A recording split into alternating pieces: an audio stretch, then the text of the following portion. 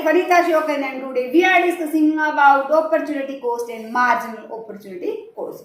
देखिएगा क्या होती है opportunity cost, opportunity अवसर cost लागत की अवसर लागत क्या है हमारी दूसरे सर्वश्रेष्ठ त्याग के मूल्य को हम क्या कहते हैं अवसर लागत कहते हैं इसको हम लिख सकते हैं it is the next best alternative forgone forgone का मतलब होता है त्यागना कि दूसरा जो सर्वश्रेष्ठ प्रयोग है जिसका हमने त्याग किया उसके मूल्य को हम क्या कहेंगे अवसर लागत कहेंगे। तो देखिएगा ये एक ह्यूमन बीइंग है हमारे पास। अब क्या किया ये एक टीचर है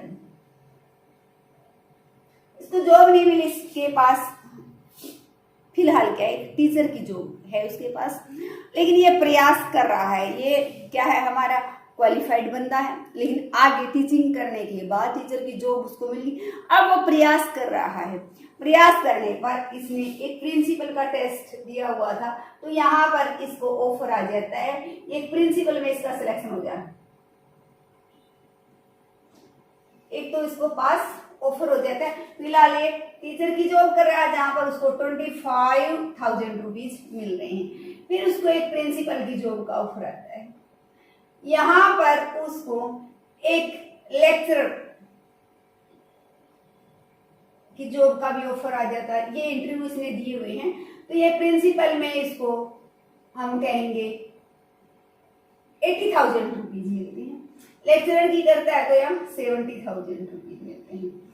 तो इसके लिए यहाँ ऑफर है उसके पास 80,000 का यहाँ 70,000 का और फिलहाल ये 25,000 पर क्या कर रहा था वर्क कर रहा था। तो अब दूसरा सर्वश्रेष्ठ वैकल्पिक प्रयोग उसका क्या है कि उसके पास दो ऑफर है ये 70,000 है 70,000 की नौकरी का त्याग इसके लिए 80,000 की नौकरी के लिए। तो प्रिंसिपल की जो जॉब है इसकी अवसर लागत क्या है लेक्चरर की जॉब का त्याग कि 80,000 के लिए उसने 70,000 की जॉब का क्या कर दिया त्याग कर दिया ये उसकी क्या कहलाएगी अवसर लागत कहलाएगी। तो दूसरे सर्वश्रेष्ठ त्याग के मूल्य को हम क्या कहते हैं अवसर लागत। उसके पास दो अवसर थे दो मौके थे फिलहाल कि उसके को एक हम कह सकते हैं कि लेक्चरर की जो उसको मिल रही है दूसरी प्रिंसिपल की तो जहां पर उसको क्या मिलता है ज्यादा वेतन उसको मिल रहा है वही जो वो करेगा और उससे कम वेतन उसको का त्याग कर देगा। अब मान यही एग्जाम्पल से है हमारा और क्लियर हम दूसरे सर्वश्रेष्ठ वैकल्पिक प्रयोग। अब इस व्यक्ति के पास क्या है एक और ऑफर भी आ जाता है एक बढ़िया कोचिंग सेंटर वाले कह रहे हैं कि आप हमारे यहाँ पर जॉब कर लो कि हमारे कोचिंग सेंटर में आप एज ए टीचर जॉब करो। तो वहां वो उसको क्या कर रही हैं वो कह रहे हैं कि आपको 75,000 रुपीज हम पर मंथ देंगे। तो अब क्या है वो इसकी तरफ देखेगा भी नहीं। दूसरा सर्वश्रेष्ठ वैकल्पिक प्रयोग क्या है सिर्फ वो इसकी और इसकी कंपैरिजन करेगा कि 75,000 और 80,000 की कंपैरिजन रहेगी। तो दूसरा तीसरा था ये तो नीचे वाला है यानी इसको छोड़ देगा सिर्फ इन दो की तुलना करेगा। तो 80,000 के लिए किसका त्याग किया उसने 75,000 का। तो प्रिंसिपल की जॉब की अवसर लागत क्या है हमारी 75,000 रुपए की जॉब का त्याग करना। तो इस प्रकार हमने दो सर्वश्रेष्ठ वैकल्पिक प्रयोगों में तुलना की है और उसके बाद वो जिसमें सबसे ज्यादा उसको वेतन मिल रहा है वो नौकरी वो करेगा और उससे नीचे वाली का क्या कर देगा त्याग इसकी तरफ तो वो देखेगा ही नहीं। उसी प्रकार से हम एग्जाम्पल लेते हैं अपने एग्रीकल्चर से लेते हैं कि इस प्रकार से हमारे क्या है खेत में दो फसल हम बो सकते हैं एक फसल चना है दूसरी फसल हमारी गेहूं है। क्या होता है हमें लगता है कि गेहूं यदि 1 किले में बोएंगे तो 50,000 रुपए की होगी और चना बोएंगे तो वो हमारा 30,000 होगा रुपए का होगा। तो हम क्या करेंगे गेहूं उगाएंगे और चने की फसल का क्या कर देंगे त्याग कर देंगे। तो गेहूं की अवसर लागत क्या कहलाएगी चने की फसल का त्याग गेहूं की अवसर लागत कहलाई। तो नीचे वाले मूल्य होते हैं उसकी तो हम कंपैरिजन करते ही नहीं। दो जो सर्वश्रेष्ठ वैकल्पिक प्रयोग हैं ऊपर वाले सिर्फ हम क्या करते हैं उनको ध्यान में रखते हैं और उन्हीं की आपस में कंपैरिजन करते हैं। तो ये हमारा अवसर लागत था। फिर है हमारा मार्जिनल अपॉर्चुनिटी कॉस्ट सीमांत अवसर लागत। देखो जब भी हम बात करते हैं मार्जिनल की तो इसका मतलब होता है एडिशनल एडिशनल यूनिट की अतिरिक्त इकाई की बात होती है। जब भी हमारी मार्जिनल जहां भी आता है उसका मतलब होता है एडिशनल यूनिट, किसी अतिरिक्त इकाई की बात कर रहे हैं। तो देखो ये तो वही है हमारा अपॉर्चुनिटी कॉस्ट और ये हमारा अतिरिक्त इकाई। तो अब इसको पहले हम एक एग्जांपल लेते हैं, उसके द्वारा समझते हैं। तो देखिएगा क्या होता है हमारा मार्जिनल अपॉर्चुनिटी कॉस्ट में। हमारे पास दो सब्जेक्ट है, इंग्लिश है, इकोनॉमिक्स है। पहले आपका क्या हुआ, किसी टेस्ट में आपके इंग्लिश में 90 मार्क्स हैं और इकोनॉमिक्स में 50 हैं। अब आपने क्या कर दिया, इंग्लिश को पढ़ना कम कर दिया और ज्यादा टाइम किसको, इकोनॉमिक्स को पढ़ना स्टार्ट कर दिया। तो उसके कारण आपके इकोनॉमिक्स में मार्क्स बचकर 80 हो गए और इंग्लिश में 70 हो गए। अब आपने इसके बाद भी आपने और ज्यादा ध्यान किसकी तरफ, इंग्लिश की तरफ छोड़ करके इकोनॉमिक्स को और ज्यादा सीरियस होकर पढ़ना शुरू किया, ज्यादा टाइम देना स्टार्ट किया। तो उसके बाद हमारे क्या हो गए, यहाँ पर 100 मार्क्स हो गए और इंग्लिश में 60 मार्क्स हो गए। तो अब हम MPC मार्जिनल अपॉर्चुनिटी कॉस्ट निकालेंगे। तो क्या हुआ, 30 जो मार्क्स हैं वो प्राप्त करने के लिए कितने मार्क्स का त्याग किया, 20 मार्क्स का त्याग किया। कि 30 नंबर इकोनॉमिक्स में ज्यादा प्राप्त करने के लिए इंग्लिश के 20 नंबरों का त्याग किया गया। और यहाँ पर आगे हम देखें 100 में से 80 का, तो इकोनॉमिक्स में 20 अतिरिक्त नंबर प्राप्त करने के लिए इंग्लिश के 10 नंबरों का त्याग किया गया। तो एक अतिरिक्त इकाई का प्रयोग करने से हम कहेंगे कि क्या चेंज आया है। तो एक्स वस्तु की सीमांत अवसर लागत से हमारा अभिप्राय, दो वस्तुएं ले सकते हैं, एक एक्स वस्तु एक वाई वस्तु। यहाँ तो हमने दो सब्जेक्ट ले लिए, हम क्या ले सकते हैं, दो वस्तुएं भी ले सकते हैं। मोस्टली दो वस्तुएं लेंगे, एक एक्स वस्तु एक वाई वस्तु। तो क्या होता है, एक्स वस्तु की सीमांत अवसर लागत से हमारा अभिप्राय एक्स वस्तु की एक अतिरिक्त इकाई का उत्पादन करने के लिए वाई वस्तु की जितनी इकाइयों का त्याग करना पड़ता है वो उसकी क्या कहलाएगी, सीमांत अवसर लागत कहलाएगी। कि वाई वस्तु की ज्यादा इकाइयां हमने बनानी है तो उसके लिए एक्स वस्तु की कितनी इकाइयां हमने त्याग की, ये हमारी क्या कहलाएगी, सीमांत अवसर लागत। तो एक्स वस्तु की अतिरिक्त इकाइयों का उत्पादन करने के लिए वाई वस्तु की जितनी इकाइयों का त्याग किया गया वो एक्स वस्तु की सीमांत अवसर लागत कहलाएगी। तो इसमें हमारा जो सूत्र होता है वो क्या है, हमारा change in loss by change in gain. कि लॉस में कितना परिवर्तन हुआ, बाय में हमारा गेन कितना हुआ, ये करेंगे तो हमारी क्या हो जाती है, हमारे पास सीमांत अवसर लागत आ जाती है। फिर हमारा है प्रोडक्शन पॉसिबिलिटी कर्व। तो प्रोडक्शन पॉसिबिलिटी कर्व क्या होता है, देखिएगा, उत्पादन संभावना वक्र। तो इसको हम प्रोडक्शन पॉसिबिलिटी कर्व को ट्रांसफॉर्मेशन कर्व के नाम से भी जानते हैं। इसको हम फ्रंटियर कर्व भी कहते हैं और ट्रांसफॉर्मेशन फ्रंटियर के नाम से भी इसको जानते हैं। पीपीसी प्रोडक्शन पॉसिबिलिटी कर्व, कई बार शॉर्ट में लिख जाता पीपीसी क्या है, तो वही भी इसका अर्थ है। कई बार आ जाता है कि ट्रांसफॉर्मेशन कर्व क्या है, तो भी प्रोडक्शन पॉसिबिलिटी कर्व है। फ्रंटियर कर्व आता है तो भी उसका अर्थ प्रोडक्शन पॉसिबिलिटी कर्व है। ट्रांसफॉर्मेशन फ्रंटियर लिखा आता है तो भी इसका यही अर्थ है। तो देखिएगा अर्थ समझते हैं।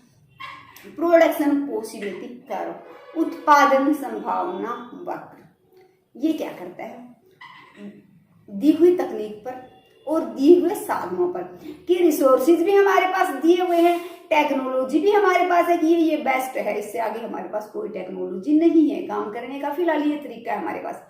तो दिए हुए साधनों था दी हुई तकनीक पर दो वस्तुओं के उत्पादन की वैकल्पिक संभावनाओं को प्रकट करता है कि बहुत सारी पॉसिबिलिटी हैं दो वस्तुओं के उत्पादन की, उनको प्रकट करता है ये। तो देखिएगा अब एक एग्जांपल लेते हैं हम।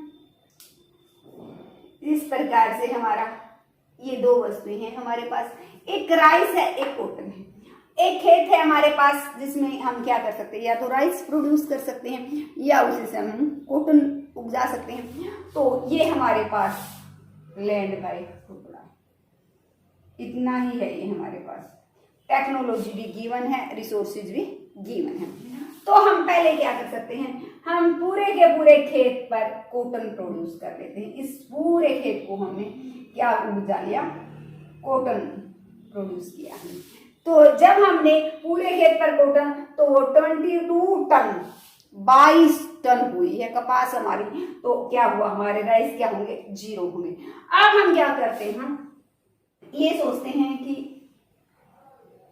इतने खेत में हम क्या उगाएंगे, हम राइस उगाएंगे। तो इतने खेत में राइस उगाई तो एक इकाई, तो 1 टन तो हमारा राइस पैदा हुई। तो ये बाकी का बचा हुआ में 20 टन क्या हुई, हमारी कॉटन प्रोड्यूस हमने की है। फिर आगे हम सोचते हैं कि क्यों ना मैं इतने खेत में उगाऊं। तो यहाँ इतने खेत में मैंने क्या कर ली, राइस प्रोड्यूस किया है। तो यहाँ पर अब राइस क्या हो गया, 2 टन होगी। तो ये संख्या क्या होगी, हमारी कम होगी, थोड़ा खेत बचा कपास के लिए। तो यहाँ पर 17 टन हमारी क्या हुई, कपास पैदा हुई है। फिर ये क्षेत्र मैंने और ज्यादा बढ़ा दिया, तो अब 3 टन तो मेरी राइस हुई है और 13 टन हमारी कपास हुई है। उसके बाद मैंने इतना क्षेत्र ले लिया, इसमें मैंने क्या की, राइस उगाई है। तो इसके कारण राइस का जो प्रोडक्शन है वो 4 टन हो गया और इसमें बचे हुए में 8 टन हमारा क्या हुआ है, ये कपास पैदा हुई है।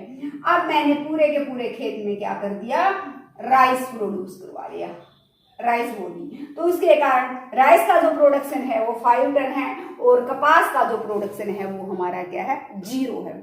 तो ये दिखाया गया कि जब हम एक ही साधन दिए हुए हैं, तो एक खेत में, ये मेरा खेत है, इस खेत में 2 वस्तुओं के उत्पादन, 2 वस्तु मेरी राइस और कॉटन है, 2 वस्तुओं के उत्पादन की वैकल्पिक संभावनाओं को, कई संभावनाएं, या तो आप इस प्रकार से उगा सकते हैं, कॉम्बिनेशन ए लेंगे, इसकी 0 इसकी 22, या कॉम्बिनेशन बी लेंगे, इसकी 1 इसकी 20, या सी लेंगे 2 और 17, डी लेंगे 3 और 13, ई लेंगे 4 और 8, एफ लेंगे 5 और 0। तो ये उत्पादन संभावना वक्र है। तो उत्पादन संभावना नाम से ही हमें पता चल रहा है, दी हुई तकनीक का दिए हुए साधनों पर 2 वस्तुओं के उत्पादन की वैकल्पिक संभावनाओं को प्रकट करने वाले वक्र को हम क्या कहते हैं, उत्पादन संभावना वक्र कहते हैं। तो देखिएगा इसका अर्थ हम देखते हैं। तो ये production possibility curve represent, it is a graphically representation of the combination of 2 goods which represent same satisfaction at each level of the output with limited resources or technology। तो यहाँ पर एक शब्द और आया है कि आउटपुट के प्रत्येक लेवल पर वो क्या कहता है, सेम सेटिस्फैक्शन, की सेटिस्फैक्शन का लेवल क्या है, हमारा सेम है। तो देखिएगा किस प्रकार से सेम, देखो यहाँ पर 0 राइस प्रोड्यूस किया हमने, राइस की क्वांटिटी 0 है। तो यहाँ पर हमें क्या मिली, संतुष्टि नहीं मिली। लेकिन यहाँ पर क्या है, हायर लेवल पे है, बहुत ज्यादा संतुष्टि मिली। उसी प्रकार से यहाँ कम मिली, यहाँ ज्यादा मिली। फिर यहाँ पर हमारी बढ़ गई तो यहाँ कम होगी, लेकिन कुल मिलाकर एक में ज्यादा एक में कम, दोनों का मिलाएंगे तो क्या हो गया, बैलेंस हो गया। हमें संतुष्टि का स्तर क्या मिला, इक्वल है हर पॉइंट पर। चाहे यहाँ ले लो, यहाँ इसकी 0 है और इसकी बहुत ज्यादा है, तो एक हाई है एक लो है, तो संतुलन में रह गया हमारा कि संतुष्टि का स्तर एक जगह न है, एक जगह कम है, एक जगह ज्यादा, या दोनों जगह थोड़ा थोड़ा मिलके संतुष्टि तो क्या हो जाती है, हर पॉइंट पर समान है। आउटपुट के प्रत्येक स्तर पर सेटिस्फैक्शन का लेवल जो है वो क्या है, इक्वल है। अब इसी को हम क्या करते हैं, ग्राफिकली रिप्रेजेंट कर देते हैं। तो इसने यही कहा है, it is a graphically representation of combination of 2 goods. देखिए 2 गुड्स के कॉम्बिनेशन है, इसको हम क्या करेंगे, ग्राफिकली रिप्रेजेंट करेंगे। तो एक साइड तो हम क्या लेंगे, राइस लेंगे, इस साइड हमने राइस ले लिया, इस साइड हम क्या लेंगे, कॉटन। तो अंदाजे से नहीं बनाना, हम यहाँ पर हमारी 22 है तो हम ये बना सकते हैं 5, 10, 15, 20, 25, और यहाँ पर 5 है तो यहाँ हम ले सकते हैं 1, 2, 3, 4, 5। तो देखिएगा राइस 0 है, ये 22 है, तो यहाँ पर ये 0 है तो ये हमारा क्या है 22 है। एक डॉट हम यहाँ लगा देते हैं। फिर ये हमारा 1 है तो ये 20 है, ये 1 है, ये हमारा कितना है यहाँ पर 20 है, ये हमारा 20 है। फिर 2 है तो 17 है, ये 2 है, ये हमारा क्या है यहाँ से 17 है। 3 है 13 है, ये 3 है, ये हमारा 13 है। 4 है 8 है, ये 4 है, हमारा 8 है। 5 है 0 है तो ये हमारा 5 है। अब इनको यदि हम मिला देंगे तो देखिएगा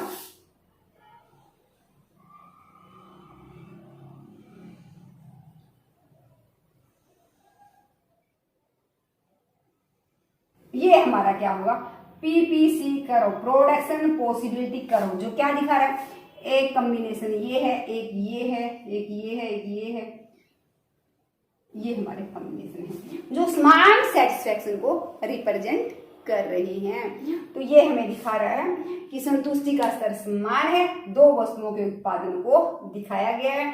तो ग्राफिकली रिप्रेजेंटेशन है हमारा किसका, प्रोडक्शन ऑफ टू गुड्स का, कि बहुत सारे कॉम्बिनेशन है, तो कोई सा भी कॉम्बिनेशन पर हम उत्पादन करें, इस रेखा पर जब हम उत्पादन करते हैं तो बेस्ट से बेस्ट टेक्नोलॉजी का हम क्या करें, यूज कर रहे हैं। सभी साधनों का बढ़िया से बढ़िया प्रयोग हम कर रहे हैं। इससे बाहर बढ़िया टेक्नोलॉजी नहीं है, हम इस साइड जा ही नहीं सकते। ये टेक्नोलॉजी तो हमारे पास गिवन ही नहीं है, आई ही नहीं है। हम कह दें गेहूं कटाई की हमारे पास क्या करपाइन है, उससे हम गेहूं कटवा सकते हैं, उससे बढ़िया टेक्नोलॉजी आज तक हमारे पास नहीं है। तो इस रेखा के ऊपर हमारे क्या बेस्ट से बेस्ट टेक्नोलॉजी है, फुल यूटिलाइजेशन ऑफ रिसोर्सेज है।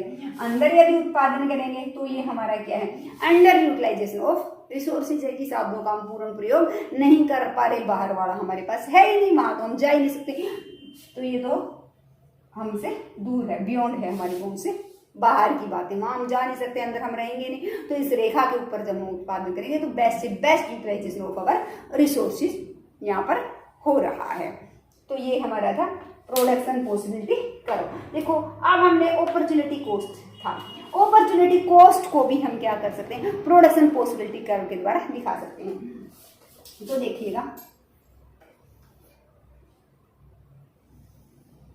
ये प्रोडक्शन पॉसिबिलिटी कर्व है। यहाँ जो हमारी कॉटन है वो हमारी क्या हो रही है,